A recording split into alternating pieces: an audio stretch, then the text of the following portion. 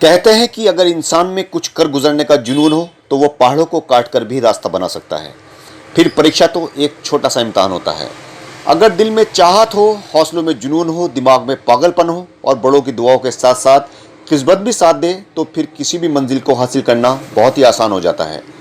इसी पागलपन के सपने को हकीकत में बदला है बिजनौर के एक छोटे से गांव बादशाहपुर के रहने वाले कादिर ने। कादिर बादशाहपुर के रहने वाले मोहम्मद अली का बेटा है और इसने इंटर के बाद से नीट की परीक्षा की तैयारियां शुरू कर दी थी। मोहम्मद अली का कहना है कि कादिर दिन रात पढ़ाई करता रहता था। वो अपने कमरे से सिर्फ नमाज के लिए ही निकलता था और वापस आकर फिर से अपनी पढ़ाई में मशगूल हो जाता था। उसकी इसी लगन का नतीजा है कि कादिर ने नीट की परीक्षा में 720 में से 623 अंक प्राप्त किए हैं। कादिर MBBS करके गरीबों की सेवा करना चाहता है। उसका सपना है कि उसके गांव में एक ऐसा अस्पताल बने जहां पर गरीबों का इलाज मुफ्त में किया जा सके। कादिर की इस कामयाबी पर गांव में खुशी का माहौल है और उसके घर पर उसको मुबारकबाद देने वालों का तांता लगा हुआ है। सही है, सही है।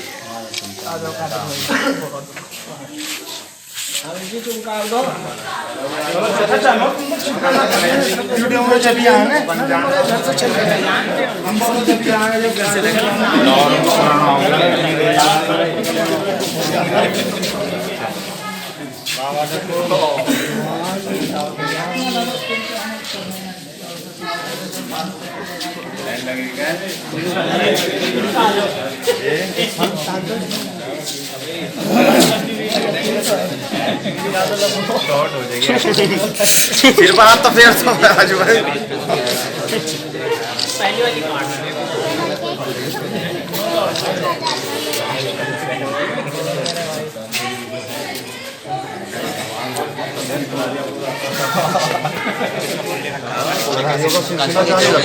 किसका फोटो है? कादिर भाई का।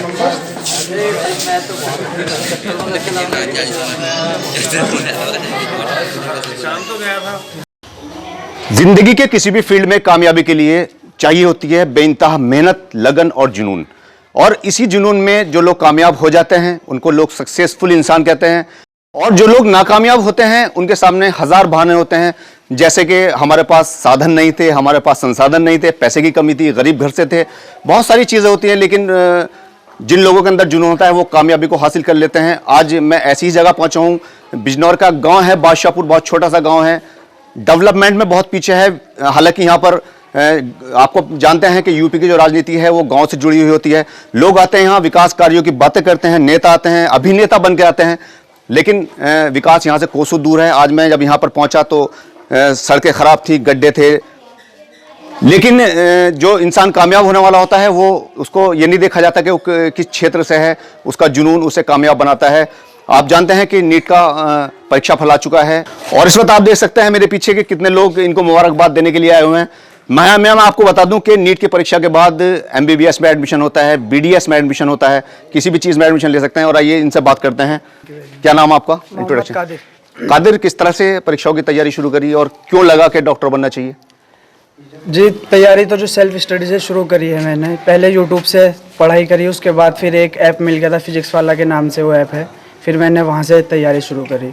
और जो डॉक्टर बनने का था वो बचपन से ही था कि डॉक्टर बनना है, इस लाइन में जाना है, क्योंकि देखते हैं कि जिस तरीके से बीमारियाँ फैल रही है, हम भी कुछ मतलब जो डॉक्टर बनने के बाद एक वो मिलता है ना, दुआएं मिलती हैं, उसमें बहुत बड़ा योगदान होता है, वो बहुत अच्छा लगता है। इनका कहना है कि इनको खिदमत करनी है, खिदमत खल्क करनी है। और किस लाइन में जाना चाहते हैं? MBBS करेंगे या BDS करेंगे? MBBS करेंगे। MBBS ही करना था। बाकी वैसे तो BMS तो मेरा लास्ट ईयर भी मिला था मुझे गवर्नमेंट कॉलेज में BMS में, मगर MBBS ही करना था, इस वजह से एक ड्रॉप लिया और उसके बाद तैयारी करी। तीसरा टाइम था मेरा ये। अच्छा, फैमिली की अगर बात करें तो क्या एजुकेशन के फील्ड में कितनी आगे है? एजुकेशन, एक भाई जो है मेरे से छोटे वो BMS फाइनल है, उनका इंटर्नशिप चल रही है। और जो सबसे बड़े भाई हैं वो भी फार्मासिस्ट है, BSc कर रखी है उन्होंने, क्लिनिक है उनका अपना। जी। अच्छा, तो बैकग्राउंड भी लगभग डॉक्टर वाला ही है। गांव की स्थिति के बारे में क्या कहेंगे? जैसे का विकास है यहाँ पर, लोग जाते हैं पॉलिटिक्स में भी जाना चाहते हैं, आप पॉलिटिक्स में क्यों नहीं गए? पॉलिटिक्स में इतना इंटरेस्ट नहीं है। अच्छा जी। तो जो यहाँ का विकास है, गांव का जो स्थिति है गांव की, उसके बारे में क्या रोशनी डालेंगे और क्या मैसेज देना चाहेंगे लोगों को? मैसेज यही देना चाहेंगे लोगों को कि जितना भी हो सके पहले तो अपने बच्चों पे सबसे ज़्यादा ध्यान देना जरूरी है। आज के टाइम में एक मुस्लिम कम्युनिटी के अंदर सबसे अच्छी बात ये, बुरी बात ये है कि जैसे होता है कि मुस्लिमों का कहीं हो नहीं सकता, ये बहुत बच्चों से बचपन में ही डाल देते हैं कि तुम्हारा कुछ नहीं होगा, अपना 10वीं 12वीं करो और काम सीख को जाओ, ऐसा कुछ नहीं है। अगर मेहनत करेंगे तो फल जरूर मिलेगा। ये इन्होंने बहुत अच्छी बात कही है।